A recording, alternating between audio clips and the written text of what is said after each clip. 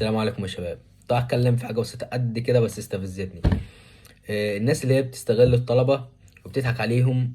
لسه شايف فيديو دلوقتي لواحد بيقول ازاي تلم، تعالى اقول لك ازاي تلم منهج ثانويه عامه كله مش عارف في 15 يوم او في 20 يوم. اللي هو انت مصدق نفسك؟ يعني انت بالله عليك انت مصدق نفسك؟ فاللي هو انت بتعمله ده انت حرام. واللي ده اكتر ان الفيديو تلاقيه لسه نازل مثلا من 5 دقايق وجايب 60,000 مشاهده ولا حاجه. اللي هو انت يعني اللي انت بتعمله ده حرام عليك. انت بتستغل الطالب وبتضيع له وقت، وتلاقيه عامل فيديو تلت ساعة مثلا او فيديو 25 دقيقة وعمال يهري في الاخر تشوف نفسك استفدت ايه من الفيديو؟ ولا حاجة. فيا جماعة وقتك انت اولى بيه. لو هتسمع حاجة اسمع حاجة تفيدك فعلا. مفيش الكلام دوت. مفيش حد بني ادم في الدنيا يلم منهج ثانوية عامة في 20 يوم او في 15 يوم او في الكلام دوت، لان انت بني ادم. انت عقلك ما يستوعبش الكميه دي. عقلك ما يستوعبش الكميه ديت خالص.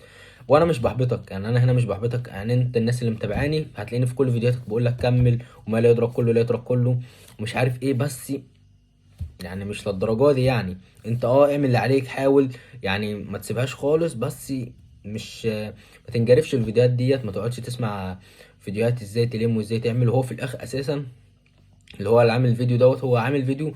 يعني انا مش عارف هو مصدق نفسه ازاي وهو بيتكلم وجاب الثقة دي منين. فيعني ربنا يهديكم لعلها الليلة. فايه اكثروا من الدعاء. ادعوا كتير، صلوا قيام الليل، اقرأوا قرآن، وان شاء الله موفقين كلكم. والسلام عليكم ورحمة الله وبركاته.